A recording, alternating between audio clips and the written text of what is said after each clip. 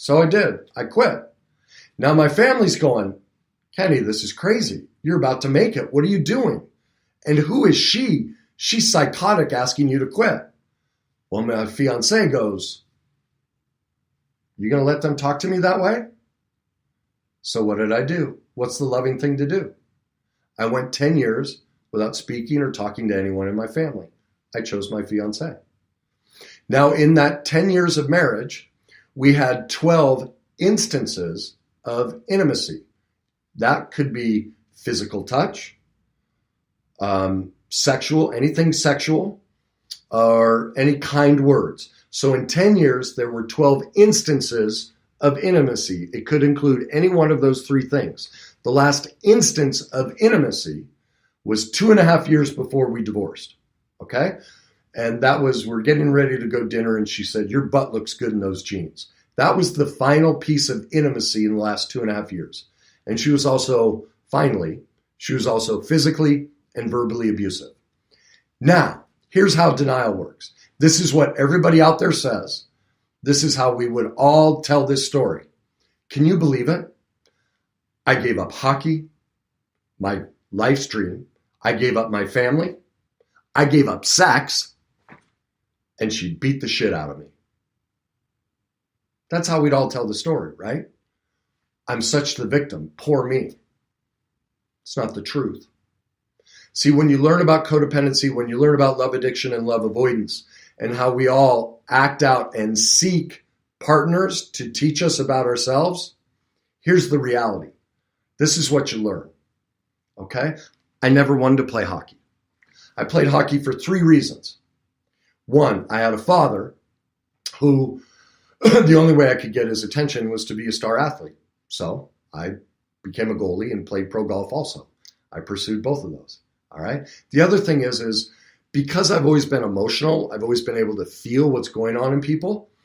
The second I'd open my mouth, everyone in the family would shut me down.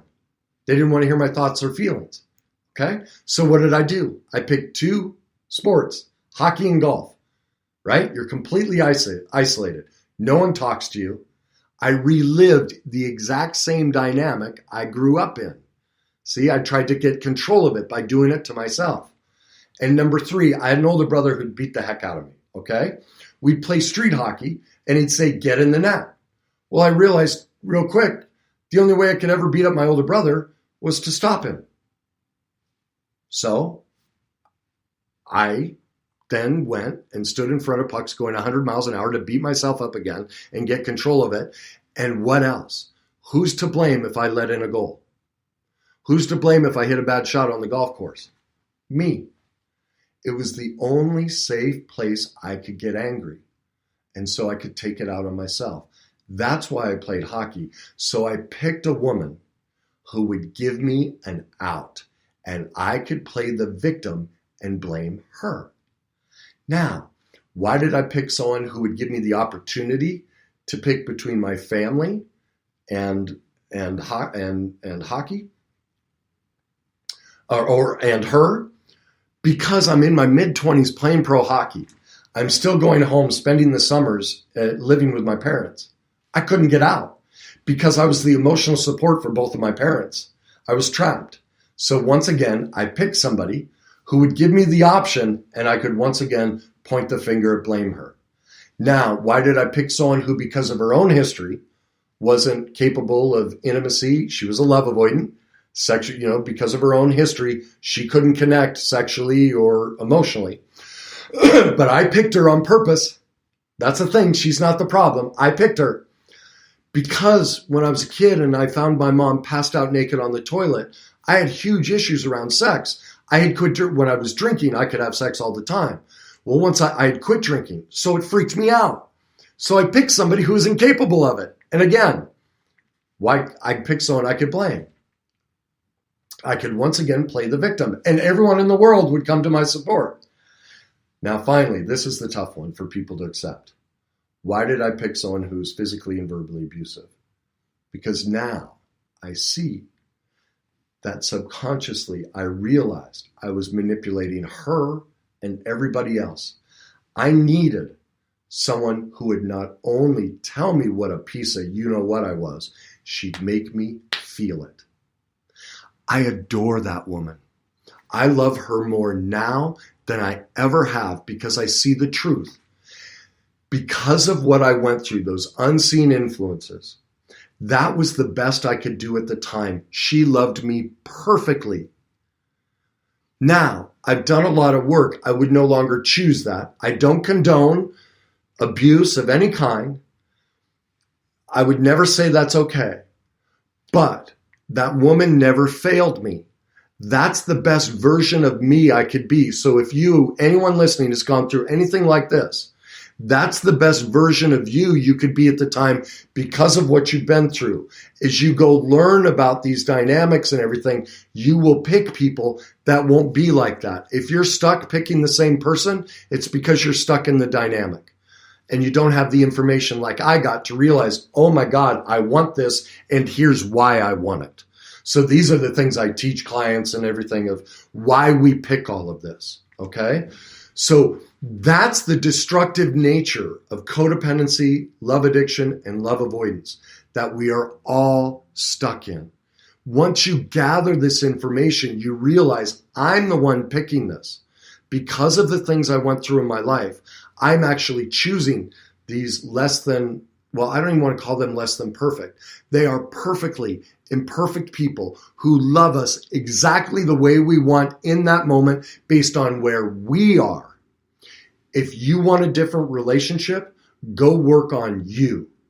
Stop working on them. They are not the problem. We are. And we're not even a problem. We just don't have the information. That's all. As you get the information, it's a quote I have. When you learn to know better, you do better. That's all. That's all it is. As you know more about yourself and the choices you're making, you will do better than you did previously. Okay? You, just like me, if you've been through horrific relationships or divorces, you're going to see that person was perfect. Like I adore her. I would never be in a relationship with her again. But I see how she loved me perfectly. It was just what I wanted. And here's the other thing. This is where denial comes in. A lot of people listening to be like, no, it wasn't me. It wasn't me. It was me. All right. First of all, I know that reaction tells me you're in denial. Here's the beauty of denial, of facing your denial. When you see that it was you, that this is what you wanted, not because you're a bad person, but because you were taught these behaviors through TV, song, movie, teachers, coaches, parents, grandparents. When you learn to forgive yourself, see, that's the thing. When I saw how broken I was and that I elicited this behavior out of her, now I don't want to own all of it. She had that inside of her. I'm not to blame for that. But when I realized I had this in me, when I saw the deepest, darkest, most imperfect piece of myself, I was able to forgive myself. It's like I say, when you learn to forgive yourself, they can't hurt you with it anymore. So people will come up to me and go, you're a blank, you're this, you're that. I'm like, yeah. Yeah, I can be arrogant. I can be condescending. I have this side of me that just misses it. I'll say the most horrific things. I got it from my grandfather, and I don't even recognize it. And so when someone comes up to me and says that, I'm like, yep, can you tell me where I did it again? Because I didn't see it. Thank you. All right? When I'm imperfect in relationships, it's the same thing. See, I don't need to hide anymore. And that's what we do in these relationship dynamics. We don't want the other person to know about us because we haven't forgiven ourselves for our imperfections. That's the value of going and learning about all this. We get set free. And so I no longer expect you to be perfect or to meet all of my needs. I don't place that burden on you. I don't set myself up for rejection because I know you can't do it. You're human and it's not your job. It's mine. It's always my job to love me and meet my needs. And if my partner isn't able to have sex that night, then a perfectly appropriate response would be for me to go to Massage Envy and get healthy physical touch. If that's what I need. If I need to have a deep emotional conversation and my spouse, if I had one, or my partner, if I had one, isn't available because they've had a rough day, then I call my buddy Joe and go, look, I really need to connect. Are you in a place? No? Okay, I'll call Frank. Are you in a place? I'll keep calling until I find somebody where it works in their life to be present for me. It's my job. It's not theirs. Okay? Man, there's a lot of comments here. I feel like this is my current high notice. Yeah, there's so much here. I wish I could talk about all of it, but it's time to wrap up. So at any rate, this topic, like literally, I just glanced at it, how denial works and how all of this works. But I hope it gives you an idea. Please, if you're in a relationship, stop focusing on them. The person you're dying to address is yourself. Go become an expert in why you picked this person. That's the constant. You pick them. Go become an expert in that, whether that's buying my book, because my book will show you that. Pia Mellody will show you exactly why you picked them. It's called Your Journey to Success. Pia Mellody will show you the codependency and the love addiction books. If you want other suggestions, my book lists tons of them, but please reach out. And maybe I just need to do a seminar on all of this stuff. But at any rate, I really appreciate all of you watching, all the comments. I'm sorry I couldn't get to all of them. Thank you. And I appreciate you watching and listening. And I think it's time to close up. So once again, thank you. Remember, this is critically important. Just like in codependence, when we see something bad in somebody else, it's about us. Well, remember this too.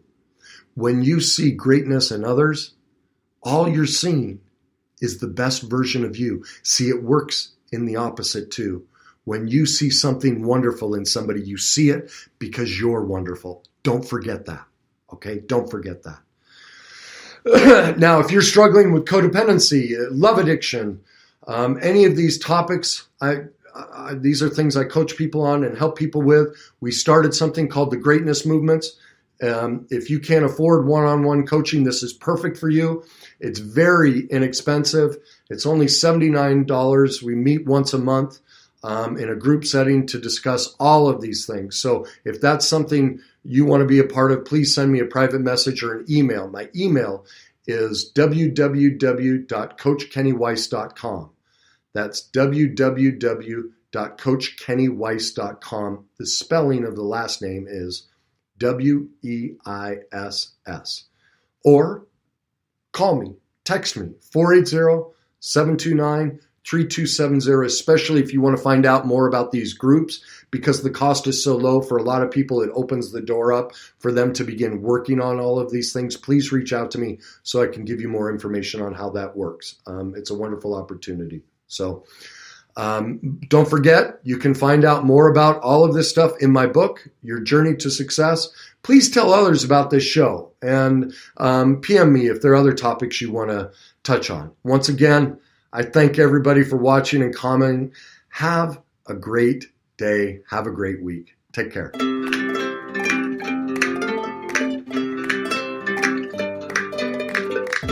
I can do anything. I can reach any goals today. I can do what I want. I can be what I want to be.